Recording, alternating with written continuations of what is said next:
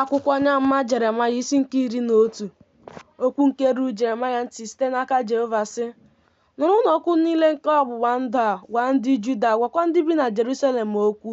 Ị ga-asịkwa ha, otu a ka Jehova bụ Chineke nke Izrel sịrị, onye a na-abụ ọnụ ka onye ahụ bụ nke na-adịghị anụ okwu niile nke ọgbụgba ndụ a, nke m tinyere nna unu ha n'iwu n'ụbọchị m mere ka ha si n'ala Ijipt pụta, si n'oke ọkụ igwe ahụ pụta, sị, geenụ ntị olu m, mee ha dịka ihe niile si dị nke m na-enye unu n'iwu, unu wee bụrụ otu ndị m. Mụ onwe m ga-abụkwuru unu Chineke, ka m wee mee ka ihe ahụ guzosie ike, bụ nke m ṅụrụ nna unu ha, inye ha ala nke mmiri ara ehi na mmanụ aṅụ na-eru na ya, dịka o si dị taa. M wee zaa sị, Amen.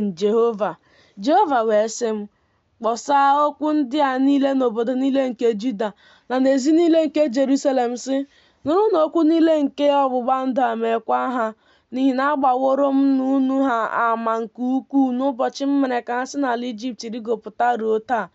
Na-ebili isi ụtụtụ na-agba ama sị, geenụ ntị olu m, ma ha egeghị ntị, ha atọghịkwa ntị ha n'ala, ha wee jegharịa, onye ọbụla n'isi ike nke obi ọjọọ ha, wee mee ka okwu niile nke ọgbụgba ndụ a bịakwasị ha, bụ nke m nyere n'iwu ka ha mee, ma ha emeghị ya. Jehova wee sị m, achọpụtawo nkekọta imegide m n'etiti ndị Juda na n'etiti ndị bi na Jerusalem. Ha laghachikwuru ajọ omume niile nke ndị bụ nna ochie ha, ndị jiri n'okwu m niile ha onwe ha ejesowokwa chi ọzọ dị iche iche, ife ha ofufe. Ụlọ Izrel na ụlọ Juda emebiwo ọgbụgba ndụ m nke mụ na ndị bụ nna ha gbara. N'ihi nke a ka Jehova ji si otu a, lee, m gaje ime ka ihe ọjọọ nke ha na-apụghị isi n'ime ya pụta bịakwute ha. Ha ga-etikukwa m, ma m gaghị ege ha ntị. Obodo niile nke Juda na ndị bi na Jerusalem ga-ejekwa tikọrọ chi niile nke ha onwe ha na-esurere ihe nsure ọkụ na-esi isi ụtọ, ma ọ dịghị nzọpụta ma ọlị ha ga-azọpụta ha na mgbe ihe ọjọọ. N'ihi na ka ọnụọgụgụ obodo gị ha, otu a ka chi gị niile dị, gị Juda, ka ọnụọgụgụ ezi Jerusalem ha kwa. Otu a ka unu dowere ebe ịchụ àjà n'ihe ihere ahụ, bụ ebe ịchụ àjà isurere Baal ihe nsure ọkụ na-esi isi ụtọ.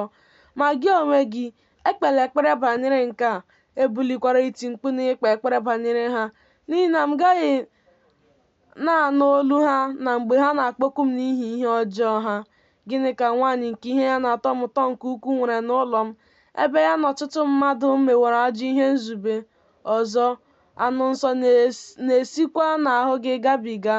Mgbe ị na-eme ihe ọjọọ, mgbe ahụ ka anyị na-aṅụrị ọṅụ.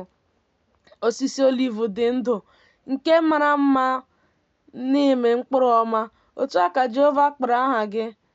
N'olu mkpọtụ ukwu ka o sunyeworo ya ọkụ, alaka ya niile anyakasịwokwa, n'ihi na Jehova nke usuu niile nke ndị agha bụ onye ahụ nke kụworo gị n'ala, ekwuwo ihe ọjọọ megide gị, n'ihi ihe ọjọọ nke ụlọ Izrel na ụlọ Juda, nke ha meworo onwe ha n'ịkpasu m iwe, n'isurere Baal ihe nsure ọkụ na-esi isi ụtọ.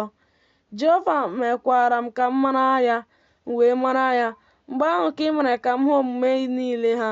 Ma mụ onwe m dị ka nwa atụrụ azụbiri azụbi nke a na-akpụrụ ije n'ọgbụgba ya. Ma amaghị m na ọ bụ mụ ka ha zubererị nzube megide, sị, ka anyị bibie osisi na ihe oriri ya, ka anyị bipụkwa ya n'ala ndị dị ndụ, ka e wee ghara ichetakwa aha ya ọzọ. Ma gị, Jehova nke usuu niile nke ndị agha, onye na-ekpe ikpe n'ezi omume, onye na-anwa akụrụ n'obi, kwee ka m hụ ọbọ gị nke ị ga-abọ ha, n'ihi na gị ka m kpugheworo okwu ikpe m.